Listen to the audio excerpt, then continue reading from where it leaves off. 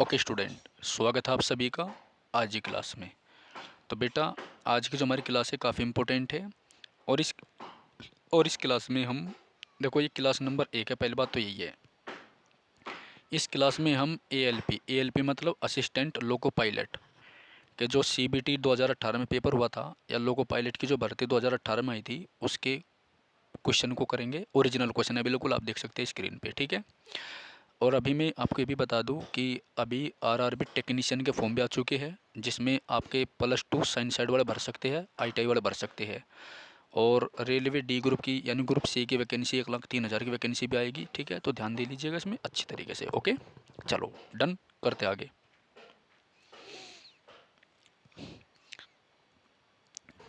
चलिए बेटा, तो एएलपी CBT 1 एग्ज़ाम 9 अगस्त 2018 फर्स्ट शिफ्ट को हम कवर करेंगे। ओरिजिनल है बिल्कुल, ठीक है। पहला क्वेश्चन, सर्च लाइट का परावर्तक अवतल दर्पण है। सर्च लाइट का जो परावर्तक है वो क्या है? अवतल दर्पण है। सर्च लाइट का परावर्तक अवतल दर्पण है, याद रखना। सर्च लाइट का परावर्तक अवतल दर्पण है, याद रखना। क्या है? सर्च लाइट का परावर्तक अवतल दर्पण है, याद रखना, ठीक है। चलिए अगला क्वेश्चन देखो, पानी को ब्लीचिंग पाउडर में मिलाने पर क्लोरीन गैस निकलती है। अगर आप पानी को ब्लीचिंग पाउडर में मिला देंगे, अगर आप पानी को ब्लीचिंग पाउडर में मिला देंगे तो क्या निकलेगी? उसमें से क्लोरीन गैस निकलेगी। सर्च लाइट का परावर्तक क्या होता है बेटा? अवतल दर्पण होता है। पानी को ब्लीचिंग पाउडर में मिलाने से क्लोरीन गैस निकलती है, याद रखना। सर्च लाइट का परावर्तक क्या होता है? अवतल दर्पण होता है। पानी को ब्लीचिंग पाउडर में मिलाने पर क्लोरीन गैस निकलती है, याद रखना, ठीक है। चलो, ये जो क्लोरीन, चलिए क्लोरीन गैस को ही जो है ना हम पानी को साफ करने के लिए डालते हैं क्लोरीन को, ठीक है। चलिए ओके, आगे देखते हैं अगला क्वेश्चन। इलेक्ट्रोलाइसिस। इलेक्ट्रोलाइसिस अभिक्रिया द्वारा उच्च प्रतिक्रिया वाली धातु का निष्कासन होता है। इलेक्ट्रोलाइसिस अभिक्रिया द्वारा उच्च प्रतिक्रिया वाली धातु का निष्कासन होता है। क्या होता है? निष्कासन होता है, ठीक है, याद रखना। उसके बाद अगला है, सोडियम धातु को आसानी से चाकू से काटा जा सकता है। जो सोडियम धातु है आपकी, उसे आसानी से चाकू से हम काट सकते हैं, याद रखना, क्योंकि सोडियम आपका नरम होता है। और आप याद रखना, जो हमारा सोडियम होता है ये पानी के कांटेक्ट में आने से जो है ना जल जाता है। क्या हो जाता है? जल जाता है, यानी आग लग जाती है इसमें, याद रखना, ठीक है बेटा। उसके बाद कुकुरमुत्ता एक सैप्रोट्रोप है। कुकुरमुत्ता एक सैप्रोट्रोप है। क्या है? सैप्रोट्रोप है। कुकुरमुत्ता एक सैप्रोट्रोप है, याद रखना। कुकुरमुत्ता एक सैप्रोट्रोप है, याद रखना। कुकुरमुत्ता क्या है बेटा? एक सैप्रोट्रोप है, याद रखना, ठीक है। बहुत अच्छा और इम्पोर्टेंट है। ओके, आगे चलिए अगले क्वेश्चन की ओर। भाई सभी लाइक कर दो, चैनल को सब्सक्राइब भी कर दो यार, ठीक है। नेक्स्ट, संवेग को द्रव्यमान और वेग गुणनफल के रूप में व्यक्त किया जाता है। जो आपका संवेग होता है उसे हम क्या व्यक्त करते हैं? संवेग यानी मोमेंटम जो होता है, जिसको स्मॉल p से डिनोट करते हैं। मोमेंटम क्या होता है आपका? मास इनटू वेलोसिटी, यानी mv। p बराबर क्या होता है? mv, ठीक है। जहाँ पर आपका m क्या होता है? मास मतलब द्रव्यमान, ठीक है। और द्रव्यमान कभी बदलता नहीं है। और v का मतलब क्या होता है? वेलोसिटी यानी वेग, ठीक है। हमेशा याद रखना, वेग एक वेक्टर क्वांटिटी है, जबकि स्पीड आपकी वेक्टर क्वांटिटी नहीं है। यानी वेग में आपको दिशा दी जाती है, जबकि स्पीड में दिशा नहीं दी जाती, ठीक है बेटा। चलो अगला क्वेश्चन है बेटा, NH4 2SO4 के एक अणु में 15 परमाणु होते हैं, ठीक है। चलो, ऑक्टेक्स वर्गीकरण के न्यूलैंड्स लॉ में अंतिम तत्व थोरियम है। जो ऑक्टेक्स वर्गीकरण है, आप ये जो चीज़ें पढ़ रहे हैं टोटल 10वीं क्लास की है, याद रखना। केमिस्ट्री फिजिक्स ये आएगी आपकी लोको पायलट में। तो आप जो है 6, 7, 8, 9 एंड 10th क्लास की जो है ना NCERT किताब को अच्छी तरीके से कवर कर लो। साइंस की सबसे ज़्यादा क्वेश्चन वहीं से मिलेंगे। तो ऑक्टेक्स वर्गीकरण के न्यूलैंड्स लॉ में अंतिम तत्व थोरियम है, याद रखना, थोरियम, ठीक है। और आपको पता ही है थोरियम सबसे ज़्यादा भारत में होता है, और भारत के भी महाराष्ट्र में होता है थोरियम, ठीक है। चलिए प्रतिरोध की एसआई इकाई क्या है? ओम। ये कक्षा 10 का क्वेश्चन है आपका, ओम। तो प्रतिरोध की एसआई इकाई क्या होती है आपकी? ओम होती है। प्रतिरोध को अंग्रेजी में क्या बोलते हैं बेटा? रेसिस्टेंस। क्या बोलते हैं? रेसिस्टेंस। रेसिस्टेंस क्या होता है? जो बिजली के फ्लो को रोकता है, ठीक है।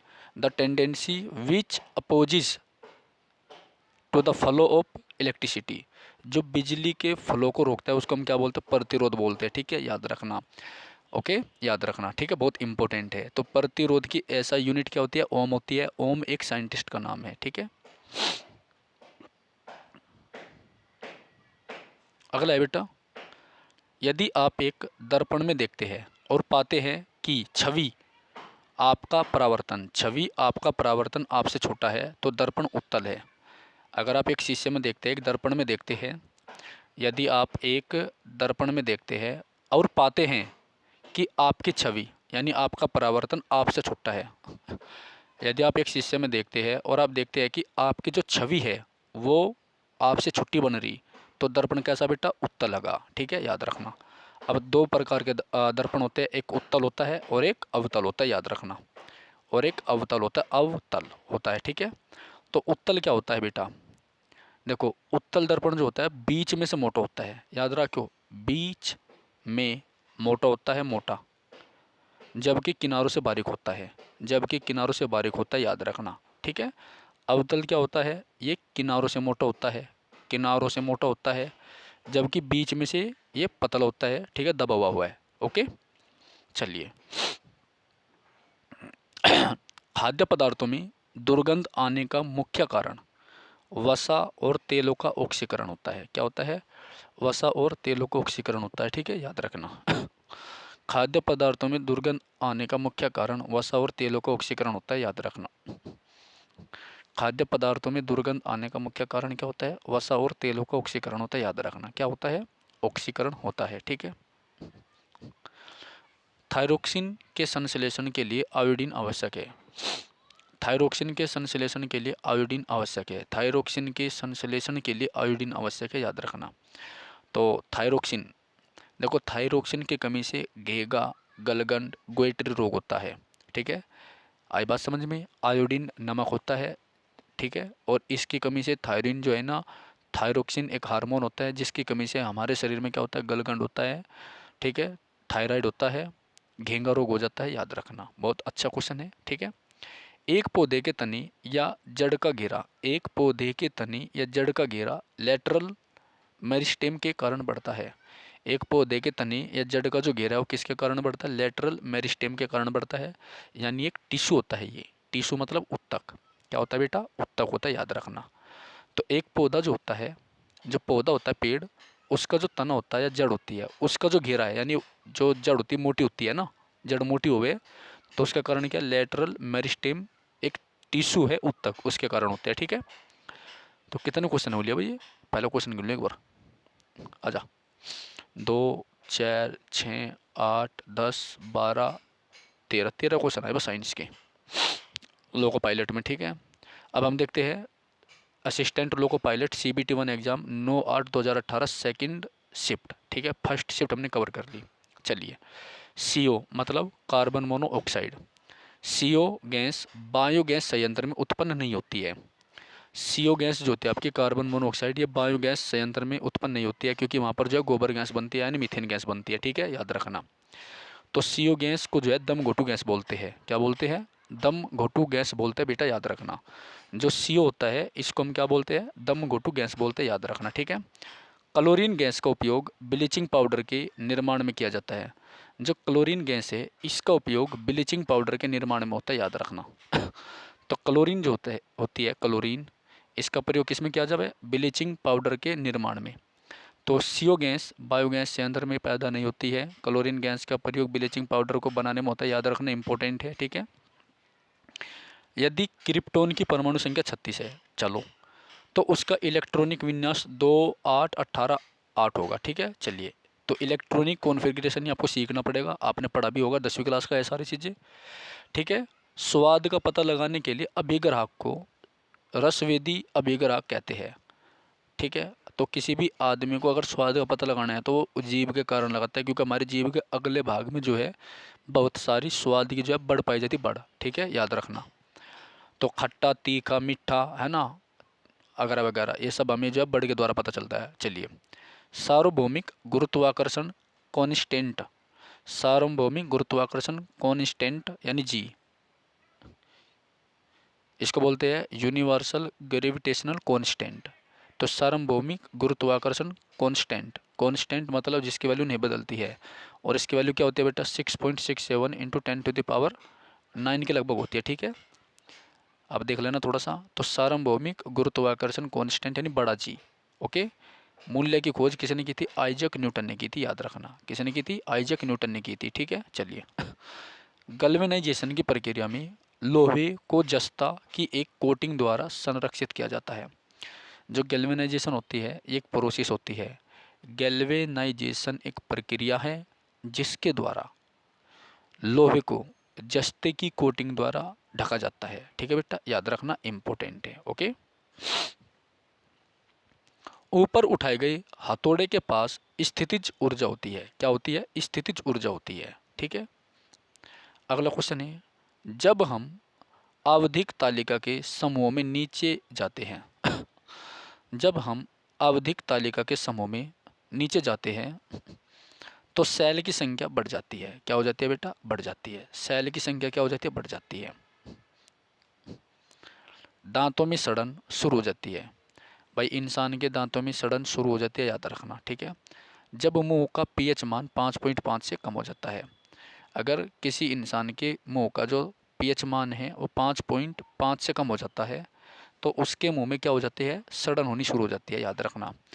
तो दांतों में सड़न कब शुरू होती है, जब मुंह का पीएच मान जो है कितना हो जाता है, पीएच मान आपका जो है 5.5 से कम हो जाता है, याद रखना, ठीक है। टोटली बेस्ड है कक्षा 10th पर। एक एल्कोहल का क्वथनांक, एक एल्कोहल का क्वथनांक मतलब बॉइलिंग पॉइंट 78 डिग्री सेल्सियस है। केल्विन पैमाने पर इसका मान क्या होगा बेटा, 351 केल्विन होगा, ठीक है। अपने बाएं हाथ में पेन को पकड़कर एक व्यक्ति अपना प्रतिबिंब शीशे में, अपने बाएं हाथ में पेन पकड़ लिया, फिर एक आदमी अपना प्रतिबिंब मतलब अपनी इमेज को शीशे में देखता है, तो पेन दाएं हाथ में दिखता है, इसका कारण है पार्श्व वैत्युकर्मण, क्या है, पार्श्व वैत्युकर्मण, ठीक है, पार्श्व वैत्युकर्मण है इसका कारण, ठीक है बेटा, याद रखना। ओजोन एक अणु में 3 परमाणु होते हैं, ओजोन के एक अणु में बेटा 3 परमाणु होते हैं, याद रखना। ओजोन के एक अणु में 3 परमाणु होते हैं, याद रखना, ठीक है। ओजोन के एक एक अणु में 3 परमाणु होते हैं, ठीक है, याद रखना, ओके।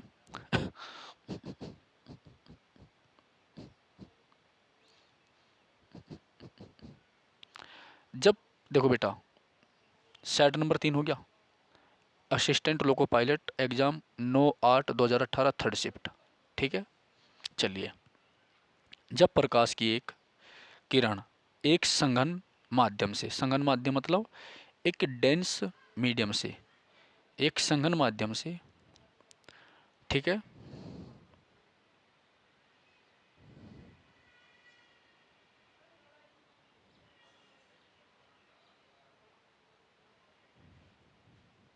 चलिए बेटा, तो जब प्रकाश की एक किरण एक संघन माध्यम से एक विरल माध्यम में, ठीक है, यात्रा करती है तो यह अभिलंब से दूर हट जाती है। जब प्रकाश की किरण एक संघन माध्यम से विरल माध्यम में यात्रा करती है तो यह अभिलंब से दूर हट जाती है, याद रखना, नहीं, अभिलंब से दूर दिशा में मुड़ जाती है, क्या हो जाती है बेटा, अभिलंब से दूर दिशा में मुड़ जाती है, ठीक है। अगला है, जब किसी संकुचित सिलिंकी को छोड़ा जाता है, जब किसी संकुचित सिलिंकी को छोड़ा जाता है तो स्थितिज ऊर्जा को गतिज ऊर्जा में परिवर्तित करती है। जब किसी संकुचित सिलिंकी को छोड़ा जाता है तो स्थितिज ऊर्जा को गतिज ऊर्जा में परिवर्तित करती है, ठीक है।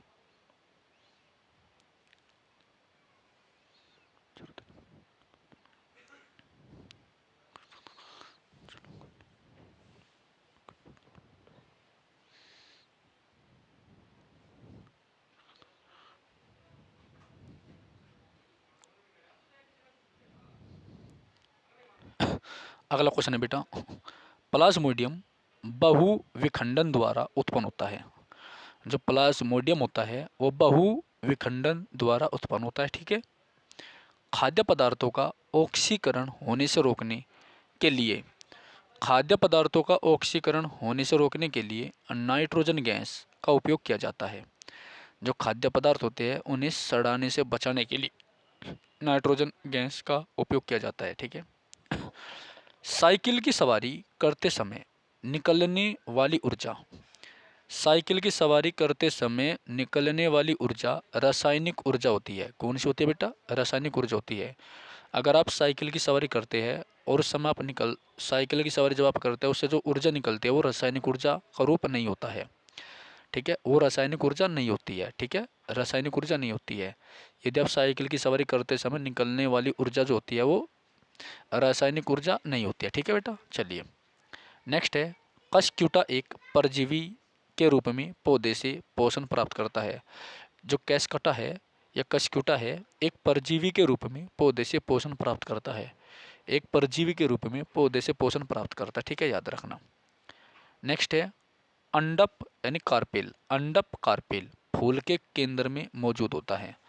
अंडप कहाँ मौजूद होता है? फूल के केंद्र में मौजूद होता है।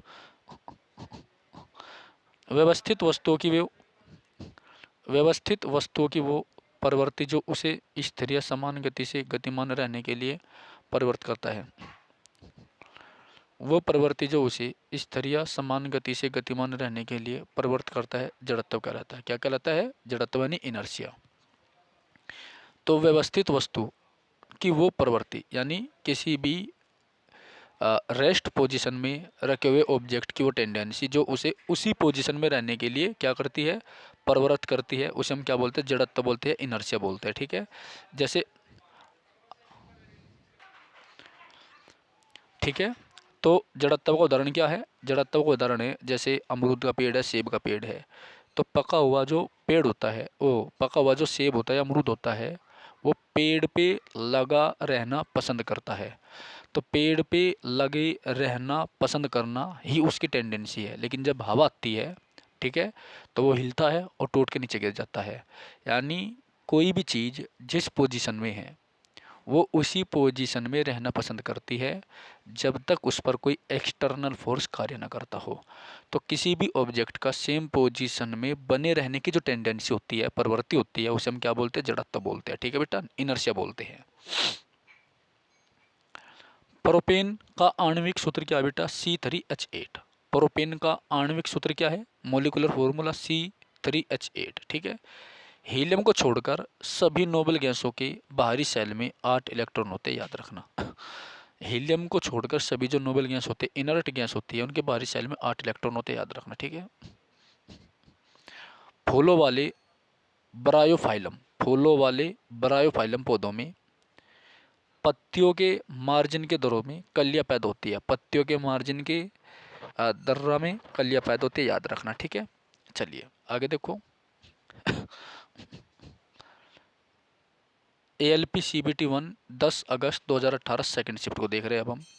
रासायनिक गुणों में से मेंडलिपनी हाइड्रोजन और ऑक्सीजन, रासायनिक गुणों में से मेंडलिपनी हाइड्रोजन और ऑक्सीजन तत्वों द्वारा बनाए गए यौगिकों में ध्यान केंद्रित किया। अगला है, गति का पहला समीकरण वेग और समय के बीच संबंध दर्शाता है।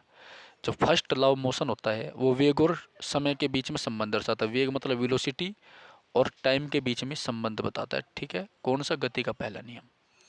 इसके बाद यौन प्रजनन में माता पिता, यौन प्रजनन में माता पिता का योगदान अपने जीन का आधा हिस्सा होता है। यौन प्रजनन में माता पिता का जो योगदान होता है बेटा वो अपने जीन का आधा हिस्सा होता है। हाइड्रा जीव पुनर्जन्म और मुकुलन द्वारा प्रजनन कर सकता है। जो हाइड्रा होता है ये पुनः जनन और मुकुलन द्वारा प्रजनन कर सकता है, हाइड्रा। चलिए, गोलाकार दर्पण की प्रतिबिंबित सतह के केंद्र को पोल कहा जाता है। गोलाकार दर्पण, जो गोलाकार दर्पण है आपका, इसके प्रतिबिंबित सतह के केंद्र को पोल कहते हैं। क्या कहते हैं? पोल कहते हैं, ठीक है। पुरुष में प्राथमिक यौन अंग वर्षण होता है। पुरुष में प्राथमिक यौन अंग क्या होता है? वर्षण होता है। पुरुष में प्राथमिक यौन अंग वर्षण होता है, याद रखना। पुरुष में प्राथमिक यौन अंग जो वर्षण होता है टेस्टिस, टेस्टिस, TESTIES, टेस्टिस, समझ गए ना? ठीक है। तो पुरुष में प्राथमिक यौन अंग वर्षण होता है, अंग्रेजी में इसको टेस्टिस बोलते हैं। ठीक है। एक बंदूक की दो गोली। आगे बढ़ो। निर्वातम, और इससे जो हार्मोन निकलता है उसको टेस्टोस्टेरोन बोलते हैं। क्या बोलते हैं? टेस्टियोस्टेरोन। टेस्टियोस्टेरोन हार्मोन बोलते हैं जो इनसे निकलता है। ठीक है, याद रखना। ओके। और महिला में देखो, पुरुष में टेस्टोस्टेरोन होता है जो कि सेक्स हार्मोन होता है, महिलाओं में निकलता है प्रोजेस्टेरोन। ठीक है, याद रखना।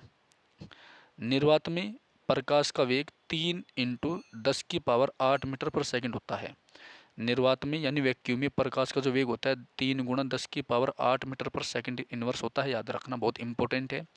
अगर मस्तिष्क मानव मस्तिष्क का वह हिस्सा है जिसमें विचारों का संग्रह होता है, अगर मस्तिष्क मानव मस्तिष्क का वह हिस्सा होता है जिसमें विचारों का संग्रह होता है, याद रखना। जब मैग्नीशियम रिबन को हवा में जलाया जाता है बेटा, तो मैग्नीशियम ऑक्साइड यौगिक उत्पन्न होता है। क्या उत्पन्न होता है? मैग्नीशियम ऑक्साइड यौगिक उत्पन्न होता है, याद रखना। क्या होता है बेटा? मैग्नीशियम ऑक्साइड यौगिक उत्पन्न होता है, याद रखना। ठीक है, बहुत अच्छा और इम्पोर्टेंट है। तो जब मैग्नीशियम रिबन को हवा में क्या करते हैं, हम जलाते हैं, तो क्या उत्पन्न होता है? मैग्नीशियम ऑक्साइड यौगिक उत्पन्न होता है बेटा। ठीक है, काफ़ी अच्छा है, इम्पोर्टेंट है। ओके। तो मैग्नीशियम का फॉर्मूला क्या होता है बेटा? Mg होता है। क्या होता है? Mg। ठीक है, बड़ा ध्यान से पढ़ना इसको। और देखो, आप लोगों का इसमें दो फायदे हैं। एक फ़ायदा तो ये है कि आपकी साइंस कवर हो रही है। दूसरा फ़ायदा, जो लोको पायलट की तैयारी कर रहे हैं बेटा,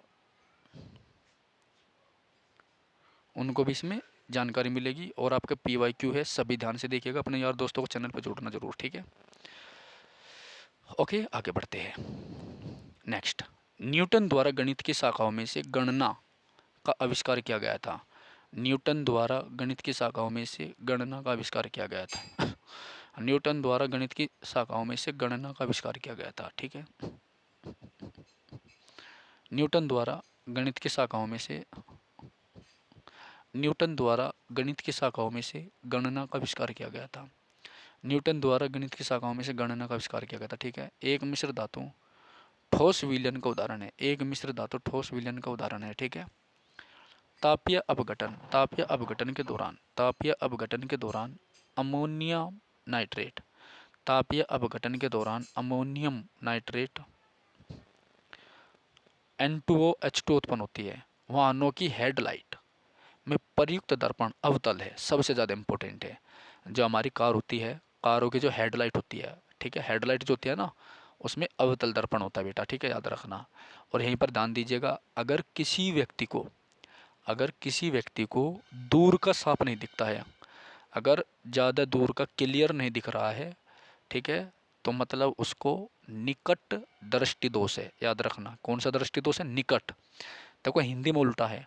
अगर किसी आदमी को दूर का साफ नहीं दिख रहा है तो मतलब निकट दृष्टि दोष है।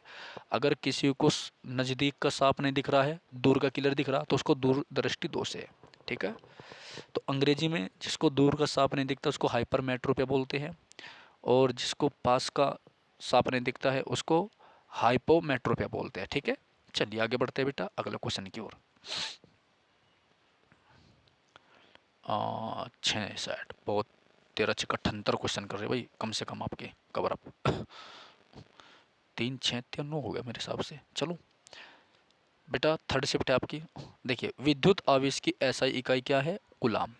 जो विद्युत आवेश है यानी इलेक्ट्रिक जो चार्ज जगह, उसकी SI यूनिट कूलाम होती है।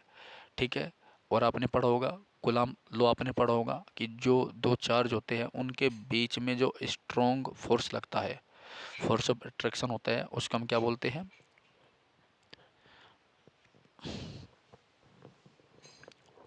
चलिए आगे बढ़ते हैं।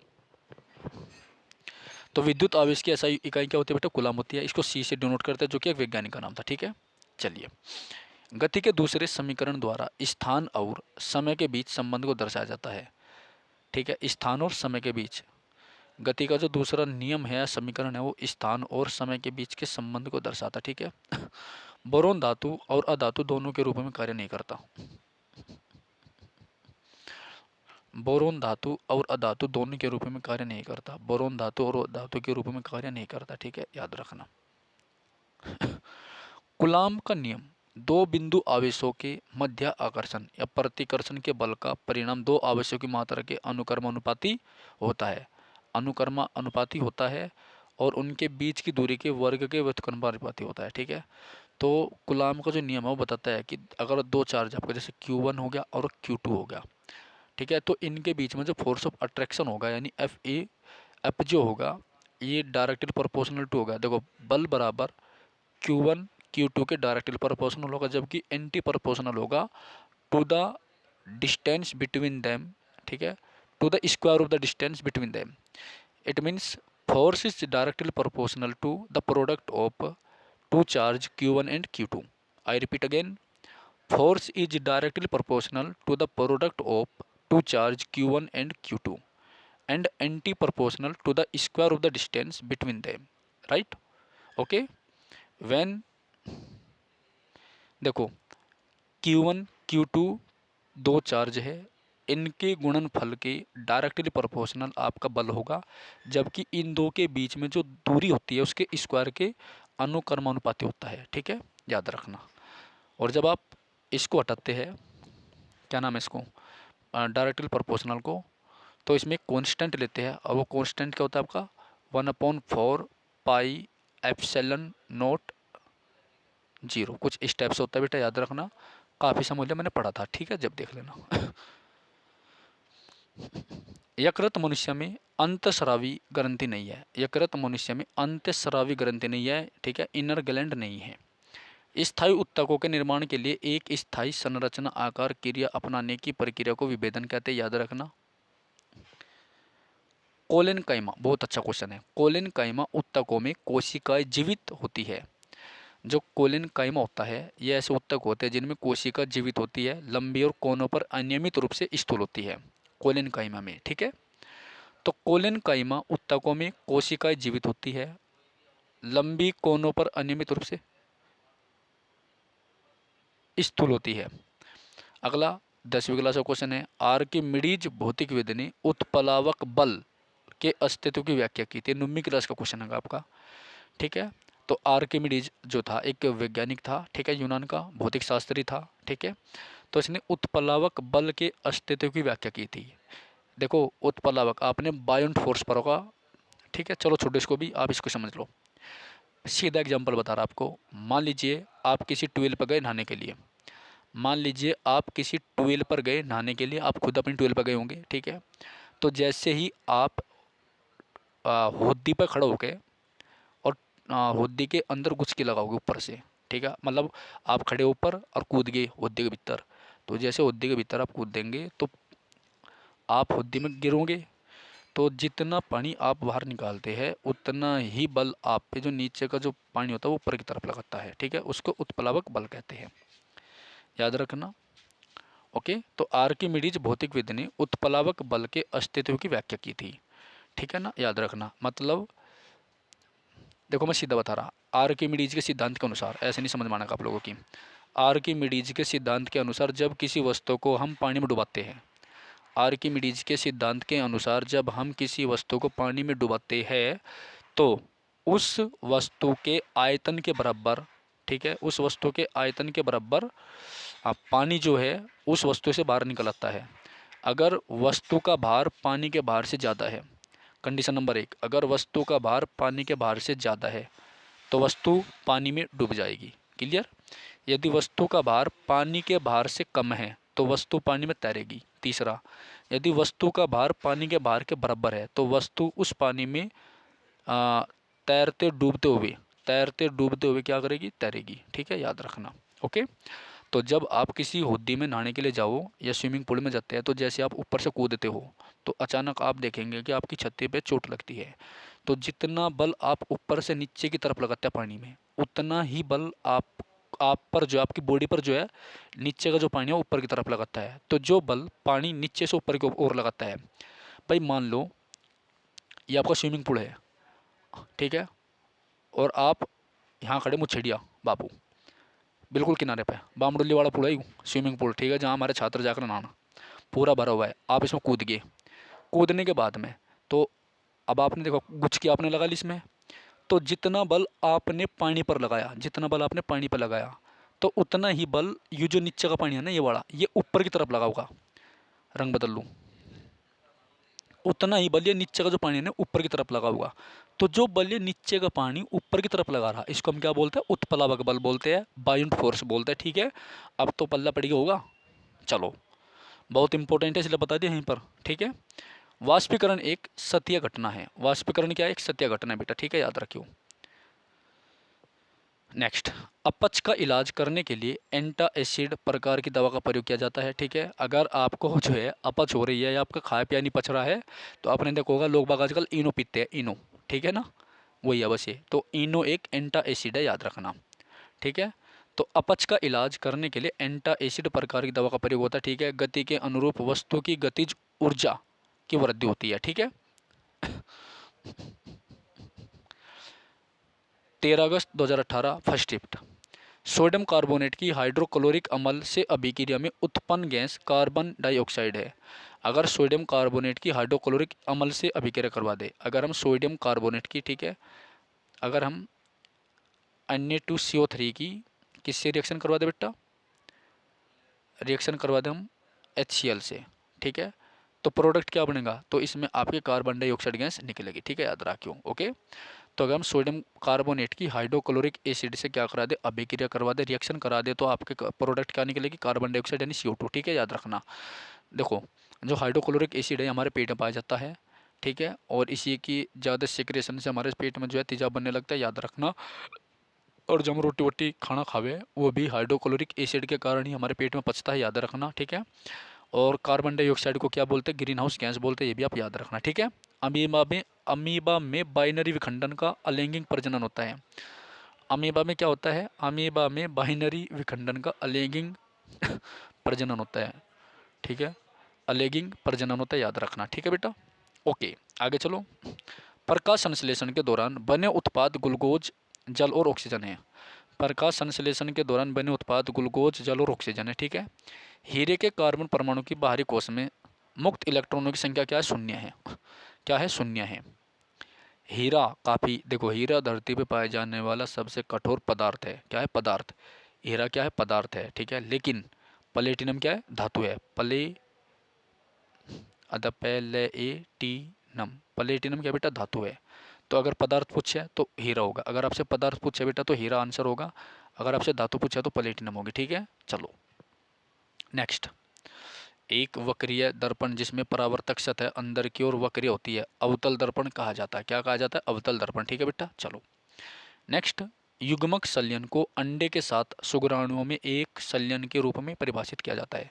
एक बार सभी छात्र क्लास को लाइक करो, आगे जब भी पढ़ जाएगा, पहले क्लास को लाइक करिए सभी के सभी छात्र, ठीक है। जो नहीं है वो चैनल सब्सक्राइब करो, और सभी अपने मित्रों को जो है इसका लिंक भेज दो, कोई क्लास देखो या ना देखो, ठीक है।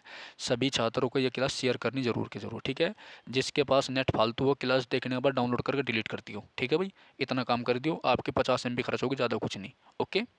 चलिए, तो युग्मक संलयन को अंडे के साथ शुक्राणुओं में एक संलयन के रूप में परिभाषित किया गया है, ठीक है। शुष्क लिटमस शुष्क लिटमस पेपर पर शुष्क HCl गैस की क्रिया होने पर नीला या लाल लिटमस पेपर रंग नहीं बदलता है, ठीक है। टाइटेनियम रेडियोधर्मी, सारे ही साइंस से क्वेश्चन आ रहे हैं एकदम से। टाइटेनियम रेडियोधर्मी तत्व नहीं है, टाइटेनियम क्या नहीं है, रेडियोधर्मी तत्व नहीं है। टाइटेनियम रेडियोधर्मी तत्व नहीं है। आधुनिक आवर्त सारणी में तत्वों की परमाणु संख्या में वृद्धि के आधार पर व्यवस्थित किया गया है, वृद्धि के आधार पर व्यवस्थित किया गया, ठीक है। नाइट्रोजन परमाणु में उपस्थित न्यूट्रॉनों की संख्या 7 है। नाइट्रोजन परमाणु में उपस्थित न्यूट्रॉनों की संख्या 7 है। विद्युत प्रवाह को मापने के लिए अमीटर यंत्र का प्रयोग किया जाता है, अमीटर यंत्र का प्रयोग किया जाता है। विद्युत प्रवाह को मापने के लिए किसका प्रयोग होगा, अमीटर यंत्र का प्रयोग होगा, ठीक है बेटा। तो 1 2 3 4 5 6 7 8 9 10 11, ठीक है, और 2 13, तो 13 1 2 2 हो गया, उसके बाद ऐसे कर लेने, ले 3 और 3 6 और 13 6 78। तो बेटा आपने 78 क्वेश्चन पढ़ लिए, ठीक है। अब हम अगली क्लास में पढ़ेंगे ये वाले क्वेश्चन, ठीक है। ALP CBT 1 13 अगस्त 2000, ये अगली शिफ्ट, ठीक है। ओके चलो, तो सभी छात्र जो, देखो साफ सी बात है कि जो भी छात्र ITI कर रहे हैं और जिसने ALP का फॉर्म भरा है, आप ये क्लास बारंबार देखिए, इनसे बार कुछ नहीं आना जाना, ठीक है। सारे के सारे आप देख लीजिए, 2018 में जो असिस्टेंट लोको पायलट का पेपर होता है ओरिजिनल क्वेश्चन है ये, और साइंस के क्वेश्चन है ये। तो इससे आपको क्या सीख मिलता है, साइंस आपको सबसे ज़्यादा, ठीक है। मैथ रीजनिंग है, ओके, और डजेंट मैटर। तो कंप्लीट मैं आपको यहीं पर यूट्यूब पे करा दूँगा आपको ये वाले, ठीक है। डेली डेली मिलेगा आपको, इसकी दिक्कत ना लो, ओके। और रेलवे देखो, RRB की एक तो भर्ती आपकी टेक्नीशियन की आ गई, ALP की आ गई, और रेलवे D ग्रुप जो अब C ग्रुप होगी, 1,03,000 की वैकेंसी है। 3 फरवरी से इसके फार्म शुरू हो जाएंगे, ठीक है। फरवरी में ही आ जाएंगी, याद रखना, मार्च में फार्म शुरू हो जाएंगे। तो आप अपनी तैयारी जोरों पर रखिए बेटा, ठीक है। चलो टाटा बाय बाय।